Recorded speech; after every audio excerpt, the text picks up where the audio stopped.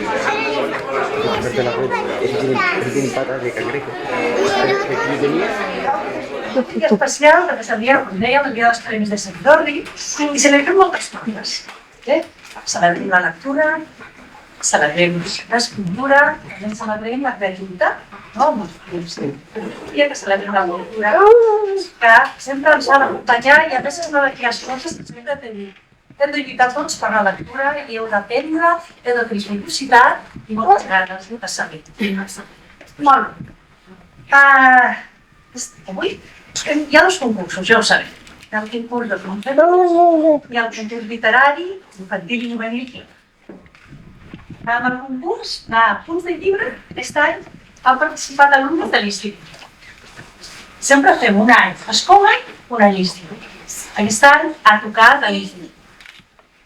Han participat 60 alumnes en diferents punts de llibre, diferents temàtiques, però especialment còmics i Sant Jordi.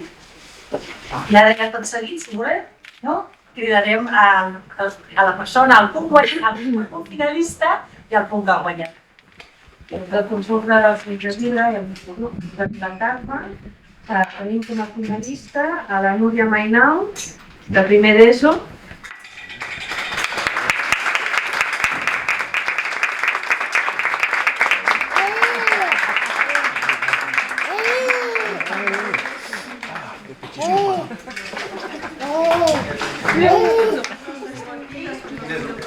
I el punt guanyador és per la Sara Boures del primer d'ESO.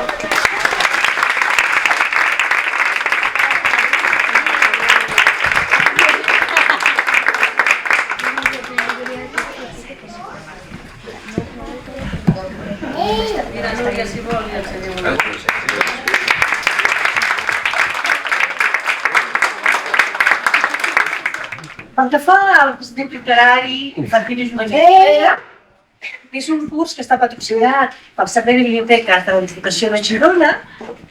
En aquest han participat 266 alumnes. Primer i segon d'ESO i algunes classes d'ara. També hi ha unes categories. Comencem, em sembla que començarà. Començo jo mateixa, amb la categoria dels més petits.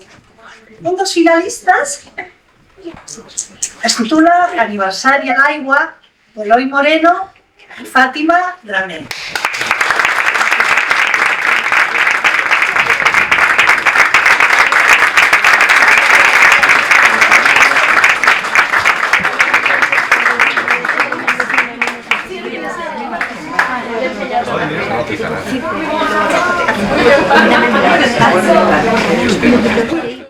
L'altra finalista es titula Sorpresa i és d'Eros del Barba, de tercer.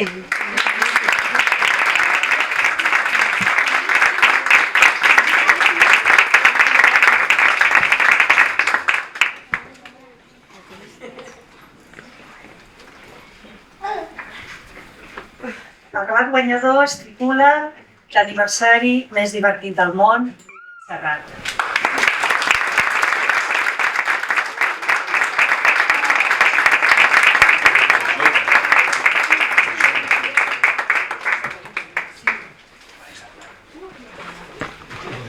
L'aniversari més divertit del món. Hi havia una vegada una nena que es deia Anna i era el seu aniversari. Feia 10 anys. Va venir tota la seva família, però el seu pare no va venir. Però li va dir la mare a l'orella: no passa res, al final tindràs una sorpresa. El seu aniversari era a la muralla de Tossa de Mar. Van jugar molt amb els seus cosins i tota l'altra família. Tota la família i l'Anna ja no se'n recordaven de que no hi era el seu pare. I jugaven, però el seu pare no venia. Però d'aquí una estona la mare li va dir: els regals! I quan va venir l'Anna i la seva família van veure un noi. I quan el van veure de prop, era el seu pare, que portava un cartell a la mà i deia: moltes felicitats, Anna! I vet aquí un gat, i vet aquí un gos, aquest conte ja s'ha acabat.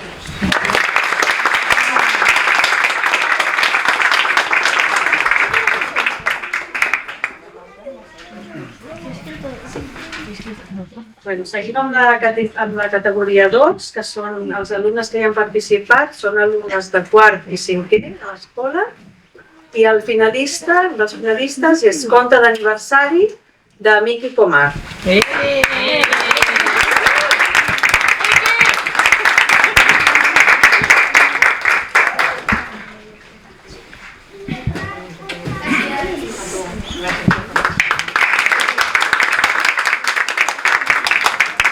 L'altre finalista que tenim són contes d'aniversari d'Enzo Martín.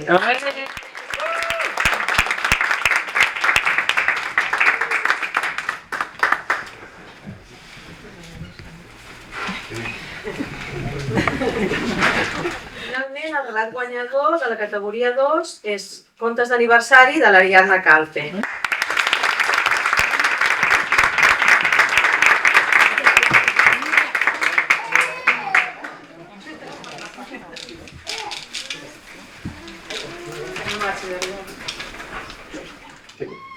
La Lídia era molt tímida i només li agradava estar amb la seva mascota, en Max. Fins que un dia va arribar el seu aniversari. Va organitzar una festa i el seu convidat era especial era en Max. Max tenia 4 anys i era molt divertit. Sempre estaven junts, al parc, a la bossera, al lavabo. En el seu aniversari, la Lídia va fer 11 anys al Sàlting de Girona. Ella va convidar moltes persones, la seva millor amiga, el seu germà, però no podia convidar en Max. Així és que ella el va amagar a la motxilla de la seva mare. La seva mare va entrar a saltar. Després va anar a un lloc on no hi havia ningú.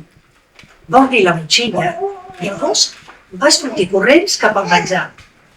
Per sort, no es van descobrir. Van anar al lavabo i el va deixar allà per menjar pastís de maduixa i xocolata. Van anar a acabar, va agafar en Max i van sortir a fora i el va posar un altre cop a la motxilla. Quan va ser l'hora de marxar, va agafar la motxilla, la va posar al maleter i va anar cap a casa. Un cop a casa, la Lídia va obrir la motxilla i en Max va sortir corrents cap a la mare. 2 dies després, es van descobrir per les càmeres de seguretat.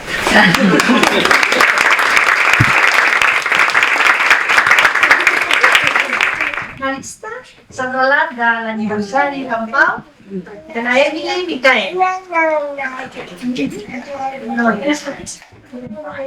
Guardarem el segon finalista, és un regal desastrós de la Emma Araya, de primer d'ESO.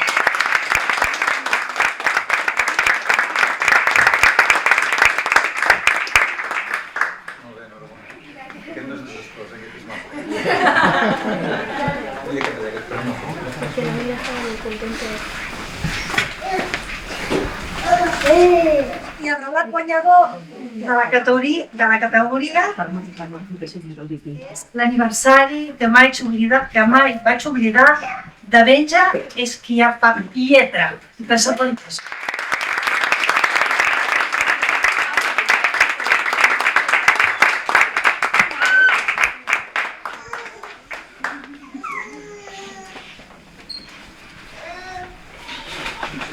L'aniversari que mai vaig oblidar. Em dic Pol i avui us explicaré el dia que mai vaig oblidar. D'acord, primer em presentaré una mica. Com ja he dit, em dic Pol i visc amb els meus pares, Albert i Maria. A més del meu gos, Fran. Abans vivíem a una casa gran a una zona privilegiada, però ara ens acabem de traslladar, ja que els meus pares no la podien mantenir. Ens hem mudat a una casa que, bé, no és tan gran, però s'està bé. Aquesta casa, segons el que ens la va vendre, va pertànyer a una família que cometia assassinats i torturava gent. Però nosaltres això no ho vam creure. Sobretot els meus pares, perquè ells són molt de la frase «si no ho veig, no ho crec». Així que van decidir comprar-lo. Ara que ja us he posat una mica en context, passem al dia que mai vaig oblidar. Era el meu aniversari i, d'acord, és un dia important perquè ens fem anar més grans i tal, però a mesura que va passant el temps, al final t'hi acostumes. Aquell 2 de juliol complia 14 anys. Em vaig aixecar, tot dormit, i el primer que vaig veure va ser res. Normalment, cada aniversari, els meus pares em despertaven i em portaven l'esmorzar al llit, però avui no. Em va semblar estrany, però vaig pensar, bé, estaran preparant-me una festa sorpresa, o això espero. Suposo que aquest any, almenys, t'ho han preparat. Vaig imaginar que estarien a fora, a la taula, esperant-me, però no hi eren. Això sí que em va semblar encara més estrany, perquè com podia ser que la meva família no estigués amb mi el dia del meu aniversari? Vaig fer-ho tot normal. Vaig berenar mentre mirava una mica la televisió. Llavors vaig agafar el mòbil. Com és normal, el vaig veure ple de notificacions de familiars i amics que em felicitaven. Però no hi vaig donar gaire importància. Perquè bé, amb els meus pares desapareguts, com podia donar importància a un missatge al mòbil que posa moltes felicitats? A més, jo no tenia el cap per aquestes coses.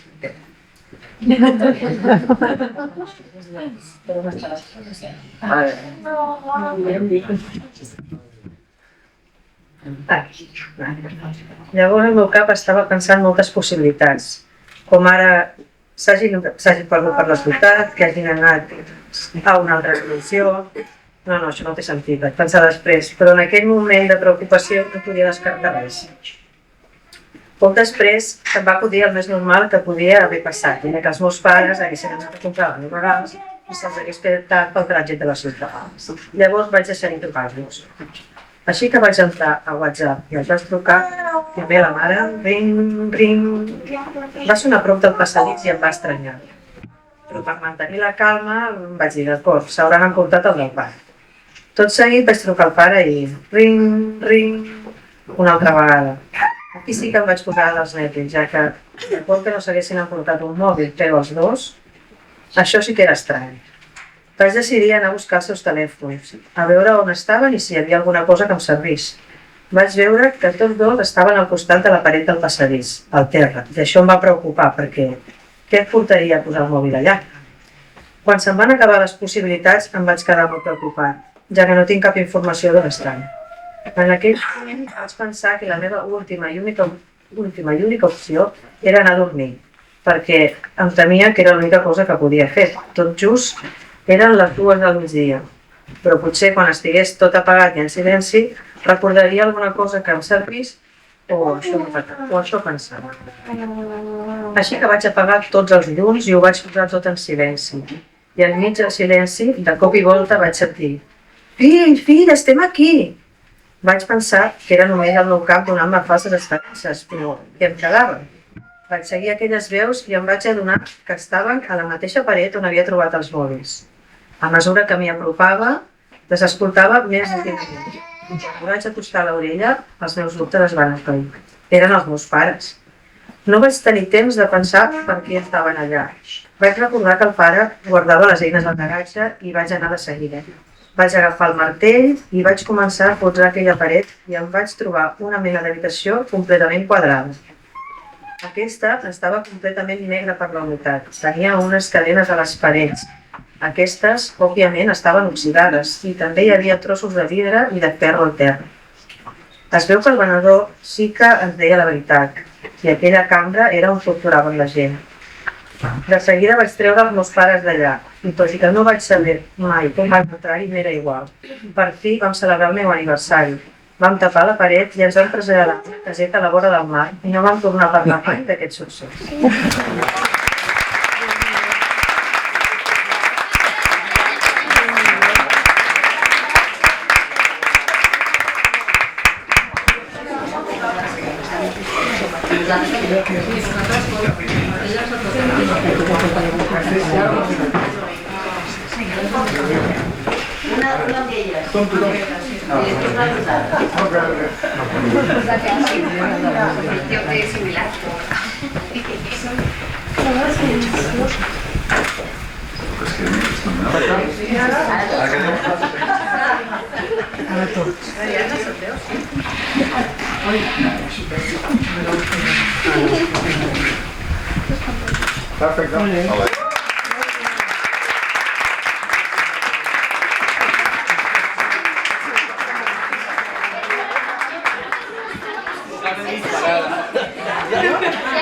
Voy a ver.